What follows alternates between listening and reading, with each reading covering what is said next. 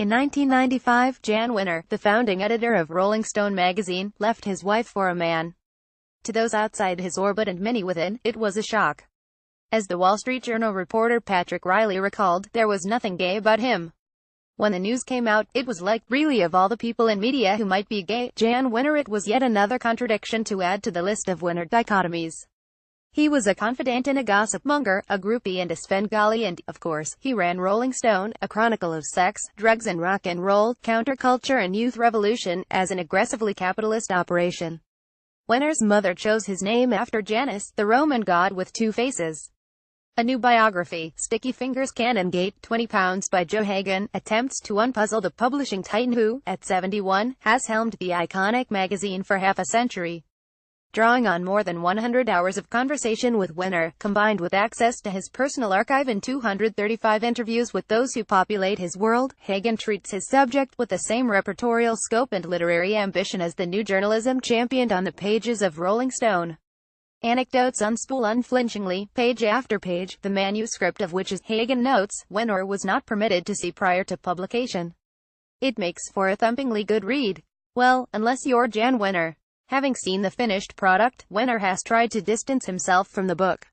He released a statement last week. "I gave Joe time and access in the hope he would write a nuanced portrait about my life," Wenner said. Instead, he produced something deeply flawed and tawdry, rather than substantial. It's an unfair assessment. The book is nuanced, and while it is doubtless tawdry, this is rock and roll. After all, it is nothing if not substantial. At its core is a story about the birth and triumph of American celebrity culture, positioning Wenner, with his fame-making magazines which came to include Men's Journal and Us Weekly, as one of its principal architects. But the subplot is about sexuality. Hagan's narrative portrays the early Wenner as an incorrigible social climber, keenly aware of his gay impulses while committing to a heterosexual identity for the normalcy and mobility it afforded.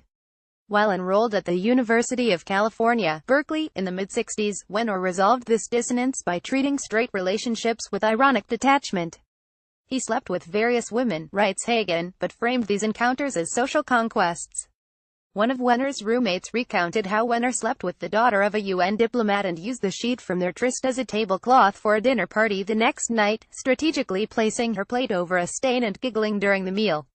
Wenner denies the tale. This is typical of the book. Conflicting versions of events are often presented without adjudication. That's not to say the biography doesn't draw conclusions. Some of the best insights concern Wenner's enigmatic relationship with Jane, the urbane, attractive, nice Jewish girl to whom Wenner was married for almost 30 years. This wasn't an ironic relationship. He loved her. Yet he was able to square this with his homosexual urges thanks to a tacit arrangement. She gave him implicit permission to enjoy extracurricular sex, as long as he kept it well hidden, Hagan writes. When she did get wind of it, Jane forgave him. Their mutual desires for money and status were best served by being in partnership. Akala don't discount the return of fascism in Europe. Jann Wenner with his then-wife, Jane, as a power couple, they commanded a lavish lifestyle. In the 70s, their San Francisco house on California Street was lined with French 18th-century mirrors, and stuffed with artwork, Warhol's, German lithographs, a Claes Oldenburg sculpture. They had a color projection TV with a 4x6-foot screen. The upstairs bathroom contained chaise longues, a Japanese steam room and a Rauschenberg print. A decade later they would buy a $4.2 million New York duplex, build a manor house in the Hamptons and acquire a Gulfstream II. Wenner dubbed this jet the capitalist fool. There was similar excess at Rolling Stone itself. In 1977, Wenner hosted a staff retreat in the Hamptons. Hagan recounts how Wenner tried leading a series of presentations from his different departments, until John Belushi came bounding in and declared, "Oh bullshit," and performed an impromptu version of his samurai skit from SNL. When Wenner introduced his business team, the editorial staff groaned and were led screaming to the swimming pool by the art director for Outside magazine, a large lesbian who had stripped naked.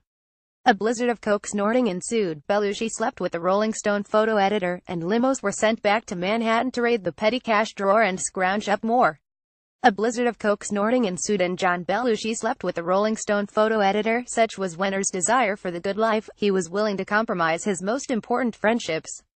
In 1970, he was spending time with John Lennon and Yoko Ono, luxuriating in their celebrity and convincing Lennon to give Rolling Stone a landmark interview. After printing it in 1971, Wenner received an offer of $40,000 to turn it into a book. The musician was firmly against the idea, but Wenner chose the money and published regardless. The pair never spoke again.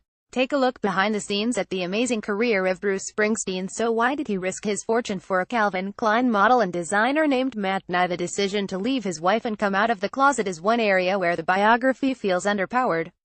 Wenner puts it down to Jane's depression and addictions, which left him feeling miserable. But why Nye rather than any previous lover, and why then? It was certainly a major risk, given that Jane had shares in Rolling Stone and the magazine meant everything to him. Among Hagen's most telling passages is a reconstruction of the Hearst media empire's 2006 offer to buy a stake in Wenner's operation with an option to own. At the time, it was valued at $1.1 billion. There was one condition: Wenner would have to relinquish control of the business. Jann Wenner could be a billionaire or he could be Mr. Rolling Stone, writes Hagen, but he could not be both. From left: Calvin Klein, Fran Lebowitz, Kelly Klein and Jann Wenner at the 70th birthday of publisher Malcolm Forbes, 1989. Getty Images. He didn't sell, and 2 years later, the economy collapsed, leaving Wenner Media on its knees and shackled to a $300 million debt. But Wenner still had Rolling Stone, the passport to all he could wish to be. Editing the magazine had never been an end in itself. It was always about mixing with the stars as much as reporting on them. His 60th birthday was attended by Michael Douglas, Al Gore, Larry David and a plethora of other bold-faced names. Robin Williams gave a bawdy speech and Bruce Springsteen sang a song that he wrote for the occasion. He got to know the man a little bit by and by. I've never seen so much innocence and cynicism walk side by side. I never guessed a man whose magazine once changed my life would one day want to have a threesome with my wife. Jann Wenner, reportedly, was in heaven. Sticky Fingers: The Life and Times of Jann Wenner and Rolling Stone magazine by Joe Hagen is out now. This article first appeared in the November 2017 issue of GQ magazine. Subscribe now to get 6 issues of GQ for only £15, including free access to the interactive iPad and iPhone editions.